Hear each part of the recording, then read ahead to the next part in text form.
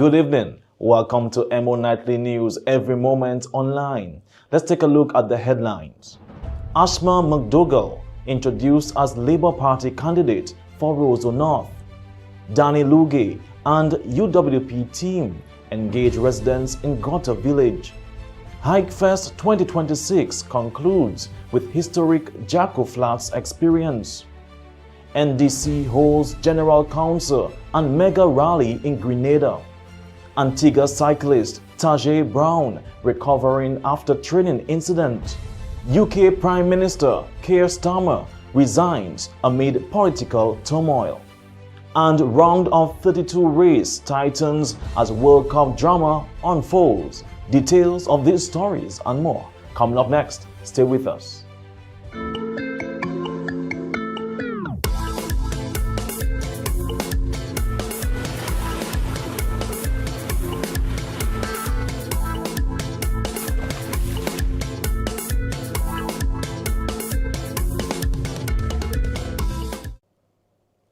Welcome back, everyone. I'm your presenter, Rick Francis, and this is the news broadcast for the 22nd of June, 2026. First up in local news, the Roseau North constituency officially welcomed Ashma McDougall as the Dominica Labour Party's candidate during a gathering held on Friday night. Addressing supporters, McDougall said her vision for Roseau North is centered on jobs, opportunities for young people, and helping residents achieve their dreams while working together to build a stronger community. She placed significant emphasis on youth development and entrepreneurship, highlighting the need to create opportunities that will empower young people to succeed and contribute to the growth of the constituency. I see a Roseau North where our young people are equipped with skills, confidence, and support needed to transform their ideas into successful businesses and meaningful careers. And the challenges facing the young entrepreneurs or micro enterprises just starting out are distinguishable from those facing the established businesses to expand, create jobs, and remain competitive. Economic development is also the investment in an agricultural shredder for our coconut vendor by Lindo Park, or upscaling the brand and image of Roll with Angie's cinnamon roll business, ensuring that our young people, entrepreneurs, and families are not left in the margins of development. McDougall told supporters that she is ready to serve the people of Roseau North and work on their behalf. She also encouraged young entrepreneurs to pursue their ambitions and assured them that their concerns and aspirations will remain a priority. I am ready to work, and I have been working. I am ready to listen, and I have been listening. I am ready to serve, and I have been serving. And with your support, I am ready to help write the next chapter in the story of the Roseau North constituency. Ashma McDougall will contest the upcoming by-election as the Dominica Labour Party candidate for the Roseau North constituency. The introduction marks the beginning of a campaign as political activity continues to intensify ahead of the expected by-election. The United Workers' Party, UWP, Team Dominica continued its campaign activities on Saturday. During the event, party leader Dr. Thompson Fontaine stated that Gota has traditionally been a stronghold for the UWP and expressed confidence that the party will emerge victorious when voters head to the polls. Today is the walkthrough in the community of Gota. How is the walkthrough going, Mr. Fontaine? Well, it was going exceptionally well. We're very happy that we are able, in spite of the weather, to meet so many people here in the Gota area. As you may know, this is one of our strongest area of support. So we thought it would be nice to start off with our people there. And you know, one of the things that we have been hearing over and over again is the lack of support from the government. They've been completely ignored over these 26 years. And the condition of Gota is basically how it was 26 years ago. So we have a commitment to them that with our representation, that this place will improve, that we'll see some improvements just in the physical environment in Gota. What's next after the walkthrough? Well, we are just starting up the campaign. That is, if you like, the official kickoff of the campaign here in the Rosa North constituency. We're expecting that there will be a by-election sometime within the next several weeks. So we are basically preparing ourselves for that. We're taking nothing for granted. We have won this constituency overwhelmingly in the past 2 election cycles, but we're not taking anything for granted. We want to put in a very strong show of support. We want to go out in all of the constituencies, remind the people why you need to vote for the United Workers' Party, because we believe that this will be a major test case for a general election. So we want to be sure that the numbers come out, people come out, and they vote in really large numbers for the United Workers' Party, so that we can send a very strong and unequivocal message to this government that the people of Dominica are in fact ready for change. Thank you. Meanwhile, Rosa North Representative hopeful Danny Lugay said he remains optimistic about the party's chances. He noted that he has already held several meetings with constituents and has been listening to their concerns and aspirations for the future of the constituency. So we come to listen to our people, to talk to our people, to interact with our people of Gota Village, and we are having a very nice experience, just touching base, pressing flesh, and we have no doubt that Gota Village is on board on the blue tsunami. How is the campaign going thus far? Well, the campaign is going well. Some people mightn't see a lot on the surface, but there's a lot happening underground. I've had about 8 constituency meetings indoors, and I have a lot more to do in short space. So next week I'll have about 3 more indoor meetings, including here, where I'll meet with a few people to talk to them, and the message will go on in preparation for the by-election. So Danny Lugay is ready, and the United Workers' Party is ready. Thank you very much. You're welcome. With a by-election expected on the horizon, political activity is intensifying and the race for the Rosa North constituency has officially begun. Both major political parties are expected to increase their presence in the coming weeks as they seek to secure support from voters.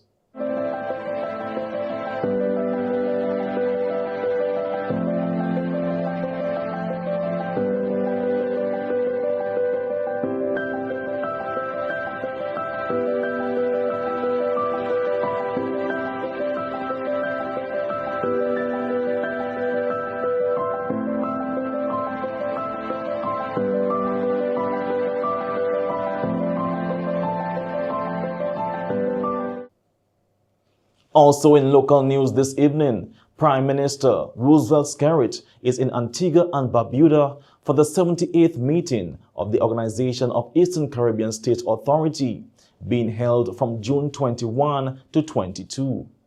Regional leaders are discussing key issues including economic development, climate resilience, security, food and energy security, freedom of movement, and cooperation in health, education, and digital transformation.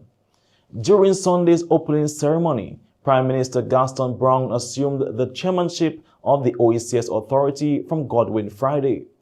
The meeting is expected to focus on strengthening regional collaboration and advancing sustainable development across OECS member states.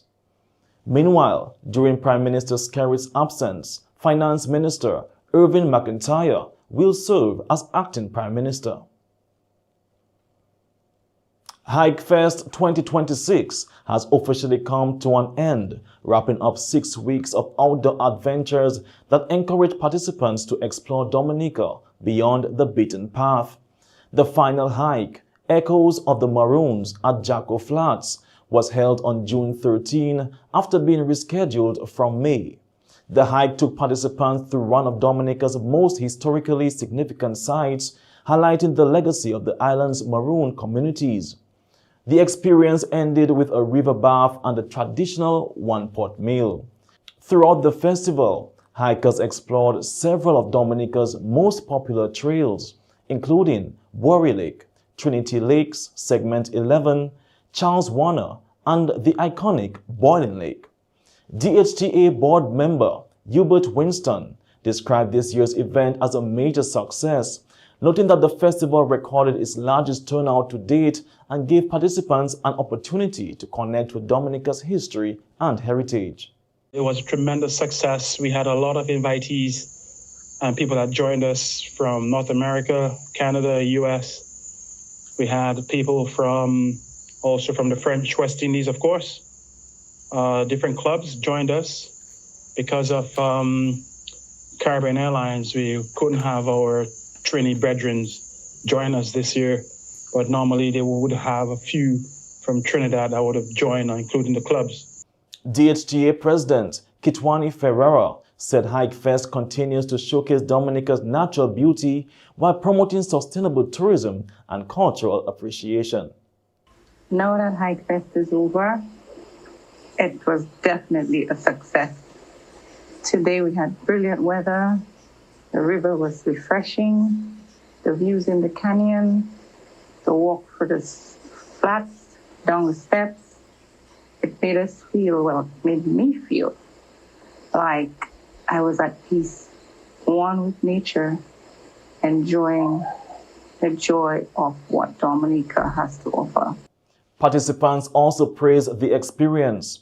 First-time participant, Mr. Mervyn Wallace, said the Boiling Lake hike was challenging but rewarding and encouraged others to take part in future editions. It was overall a good experience. It was a bucket list thing for me and convinced my son to go. Obviously, the hike itself was challenging, but in the end, it was great. I think it was well organized. But overall, I think the Hikefest is a good concept. I've been bigging it up, if you will, with my friends and colleagues. So I actually have a couple people who are already thinking they will do it next year. The Dominica Hotel and Tourism Association thanked guides, volunteers, sponsors, emergency teams, and participants for making Hikefest 2026 a success. Organizers say plans are already underway for additional hikes during the independence season and for an even bigger Hikefest 2027. The Girl Guides Association of Dominica has elected a new executive leadership team following its annual general meeting held on June 19. Newly elected Chief Commissioner Abigail Christmas will lead the organization for the next 3 years, becoming the youngest chief commissioner in the association's 97-year history. Other officers elected include Valencia Webb as deputy chief commissioner and treasurer, Cecilia Christmas as international commissioner, and Kezia Dalton as assistant secretary treasurer. The transition marks the end of a decade of service by outgoing chief commissioner Valencia Webb, who will continue serving in a new role. The association says the new leadership team will continue its mission of empowering girls and young women through leadership, service, and personal development. The Girl Guides Association Dominica remains the longest-serving female organization in Dominica, with a 97-year history of service across the island. Let's hear now from newly elected Chief Commissioner Abigail Christmas. Girl Guiding teaches that no dream is too big or too far away. I am honored to serve in this capacity as Chief Commissioner and to continue building opportunities for girls and young women in Dominica. The guiding movement has shaped my leadership journey in so many ways, and I remain committed to ensuring that every girl sees herself as capable, confident, powerful, and prepared to lead. The World Association of Girl Guides and Girl Scouts, WAGS, has placed emphasis on young women being in decision-making positions, and I am happy that the Girl Guides Association of Dominica is aligned with those values and has made the unanimous decision to place their confidence in me at the helm of the organization.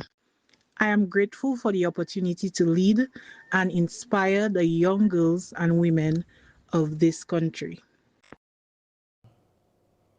To end off with local news, hope our fathers had a great day yesterday. Now, let's take a little clip from Father Francis on Father's Day at the Paybush Catholic Church.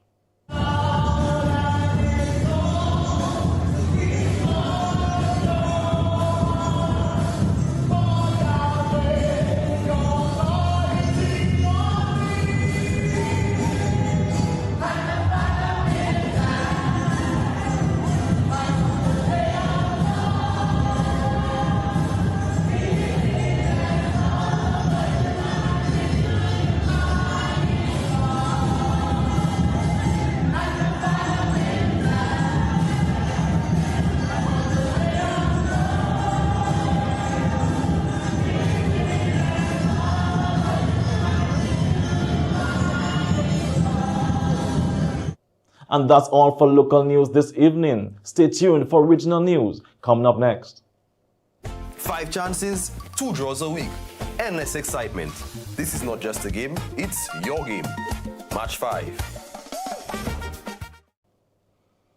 And now for regional news. The Guyana Defense Force, GDF, has concluded its 3-week Warrant Officers Development Program, aimed at strengthening the leadership skills of senior non-commissioned officers. 10 warrant officers, Class 2, from across the force participated in training focused on leadership, management, accountability, and military systems. The program was facilitated by experienced military personnel and featured presentations from various GDF departments. Speaking at the closing ceremony, Colonel Ken Lloyd Roberts emphasized the important role warrant officers play in upholding discipline, professionalism, and military standards. He encouraged participants to lead by example and continue mentoring future generations of soldiers. The GDF said the program reflects its ongoing commitment to developing competent and adaptable leaders capable of meeting current and future challenges. Supporters of Grenada's National Democratic Congress, NDC, gathered on June 21, 2026 for the party's General Council meeting and mega rally. The General Council session featured reports, updates, and remarks from political leader and Prime Minister Dickon Mitchell, along with other party officials and speakers. Party members reflected on the achievements, discussed future plans, and outlined priorities for the continued development of Grenada. The day's activities culminated in a mega rally, which drew supporters from across the country. Organizers described the event as an opportunity to engage with constituents and reaffirm the party's vision for national progress. Starting in July and August, we will go to all of the polling divisions throughout Petit Martinique, Carriacou, and Grenada, and we will meet with you in each constituency, in each parish, and we will ask you to tell us what you want done in your village, in your polling division, in your constituency. We will write that down.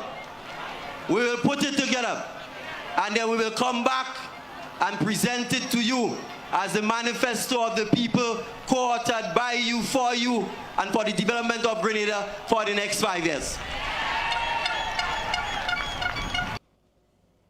Also happening regionally, Caribbean governments and international partners have announced new commitments to strengthen ocean conservation and sustainable financing at the Hour of Ocean Conference 2026 in Kenya. Jamaica and Barbados signed the wider Caribbean Ocean Coordination Mechanism Agreement, expanding membership to 22 countries and 9 regional organizations. Jamaica also joined the Action in Blue Declaration, supporting the goal of protecting 30% of oceans and coastal areas by 2030. A major highlight was the proposed $250 million Marine Protected Areas financing facility aimed at boosting investment in marine conservation, strengthening protected areas, and enhancing climate resilience across the Caribbean. Regional leaders say the initiative will accelerate ocean protection efforts and reinforce the Caribbean's leadership in coordinated ocean action. The Antigua and Barbuda Cycling Federation has reported that national cyclist Tajay Brown escaped serious injury following a training incident on Saturday. Medical examinations confirmed there were no broken bones, fractures, or major arterial injuries. Brown sustained cuts and bruises, including a significant foot laceration, and is receiving treatment while recovering under medical observation. The Federation thanked medical personnel, emergency responders, and supporters for their assistance and well wishes. Officials also used the incident to renew calls for greater vigilance and respect among road users, reminding motorists and cyclists of their shared responsibility for road safety. Brown is expected to focus on rest and recovery in the weeks ahead as the cycling community continues to rally behind him. And that's a wrap for regional news this evening. Stay tuned for international news coming up next.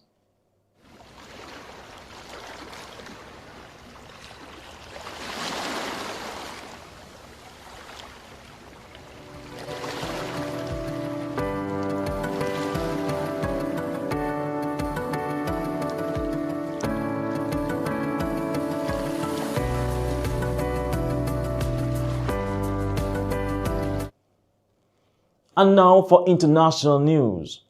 United Kingdom Prime Minister Keir Starmer announced on Monday that he will step down as leader of the Labour Party and Prime Minister, bringing an end to months of political pressure and internal party unrest.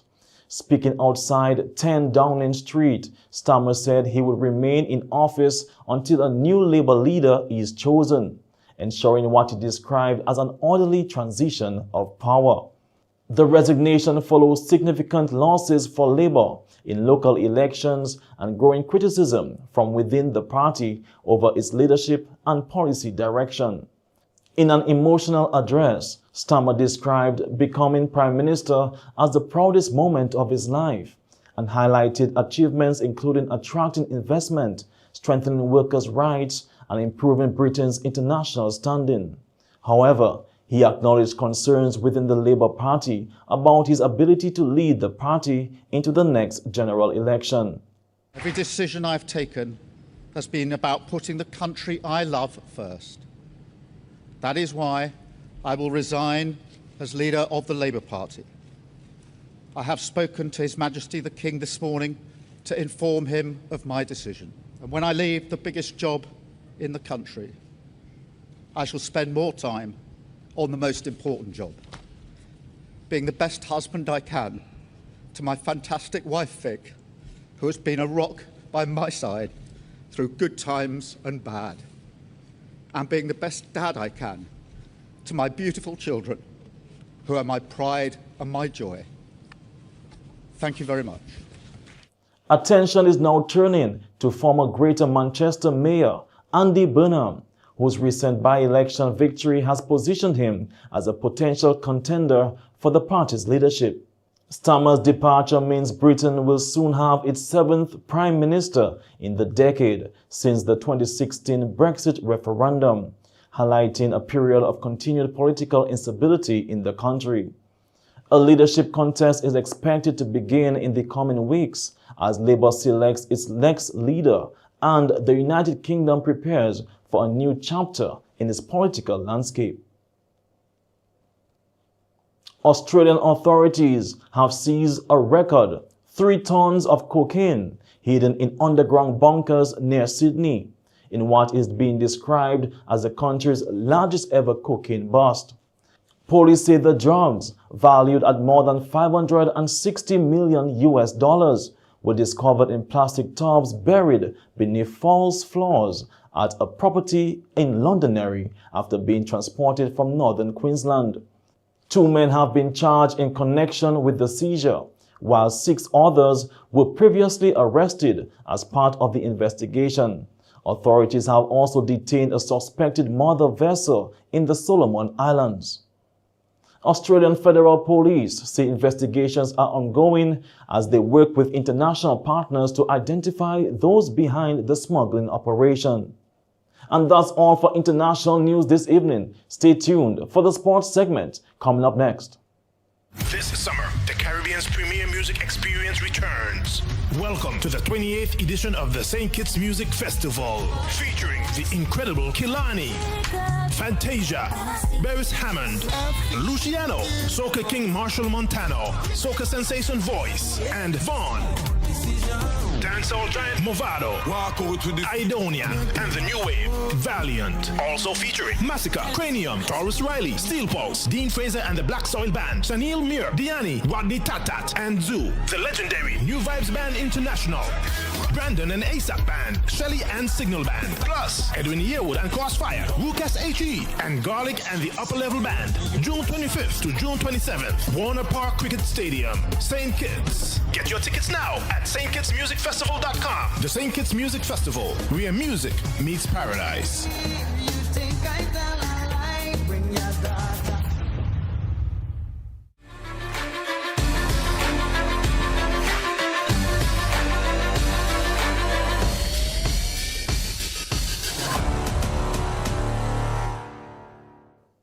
Welcome to the sports segment.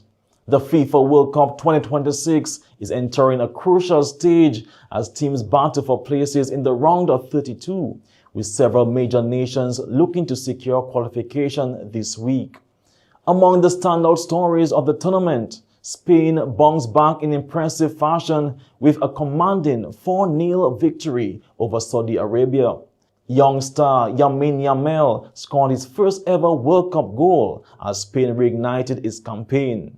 Meanwhile, Cape Verde continues to emerge as one of the tournament's surprise packages after earning a 2-2 draw against Uruguay, while Iran kept its knockout hopes alive with a hard-fought scoreless draw against Belgium. France and Argentina remain among the tournament favorites, with both teams set to play key matches today that could determine the path to the knockout rounds. Jesse Badwil, Ballhawks FC and Kensborough United SC played to a 1-1 draw on Saturday, with both teams earning a point from a closely contested encounter. The Ballhawks took an early lead through Denzel Riley, who found the back of the net to put his side ahead. However, Kensborough United responded through Iverson Jean Lubin, whose goal leveled the score and ensured his team remained in the contest. Despite efforts from both sides to find a winner, neither team was able to add to their tally, and the match ended 1-1 at the final whistle. And that's all for the sports segment this evening. Stay tuned for the weather report coming up next.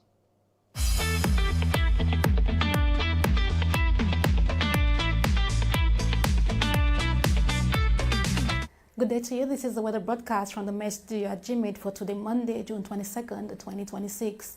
We're starting off with our satellite imagery, and across the Lesser Antilles today, a high pressure system is dominant. And what we've observed is just a few cloud patches moving across the islands from time to time. Moving eastward near 55 degrees west, we find the axis of a tropical wave south of 11 degrees north, and this is expected to affect the island or islands just south of the Lesser Antilles later tonight into tomorrow. Moving further east, we find yet the axis of another tropical wave near 48 degrees west, a bit more moisture associated with this wave, and this tropical wave is expected to affect Dominica from Tuesday night into Wednesday morning. On our satellite imagery, also observe quite a bit of Saharan dust still moving westward across the Atlantic Ocean. Zooming in closer to Dominica today, we've observed mostly fair skies in the western community throughout the morning so far, with occasional cloudiness in the interior and eastern parts of the island, particularly by late morning. And as we move on to our radar imagery, it indicated very little shower activity across the island during the morning, except these few showers moving in on those cloud patches by late morning. Some brief showers moving quickly across the island. Today, we are observing an improvement in air quality and visibility as sarin dust concentration reduces. This is expected to persist into tomorrow, Tuesday, but we do expect an increase in concentration slightly by tomorrow afternoon. This is expected to peak on Wednesday following the passage of the tropical wave. So those of you with respiratory sensitivities, do continue to take precautions and to be on the alert, particularly for that increase on Wednesday. So tonight, we do expect a low-level trough to move across the area, and this should destabilize the atmosphere a bit, resulting in partly cloudy to cloudy skies with just a few showers. Temperatures are expected to be down to about 23 degrees Celsius in western communities and 24 degrees Celsius in eastern communities, 22 degrees Celsius in the interior. Winds are expected to remain breezy and gusty, picking up to about 45 kilometers per hour out of the east-northeast and even higher in elevated areas. So over the next 3 days, tomorrow, Tuesday, we do expect occasional cloudiness with just a few showers. We expect an increase in dust haze during the afternoon, slight dust haze. By Wednesday, we expect mostly cloudy skies with some scattered showers, particularly during the morning period as the tropical wave moves away from the Lesser Antilles, and an influx of dust haze during the afternoon. By Thursday, we expect drier conditions, partly cloudy to occasionally cloudy skies with a few showers, hazy as well.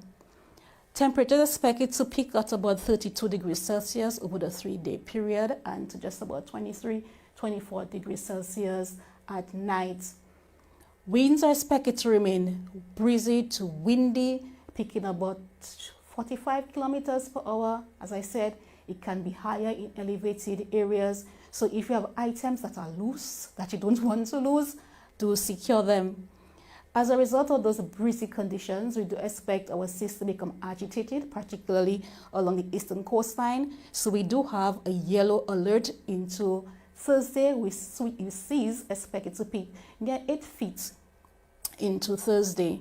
So small craft operators and sea bathers do monitor the environment and exercise caution. The sun will rise tomorrow at 5:36 a.m. and will set at 6:39 p.m. The first high tide tomorrow will be at 11:20 a.m. and the first low tide at 5:06 a.m. Remember that we are in the hurricane season. To continue to plan and to prepare. For updated information, you can join us in our WhatsApp channel or visit our Facebook or Instagram platform at Dominica Met.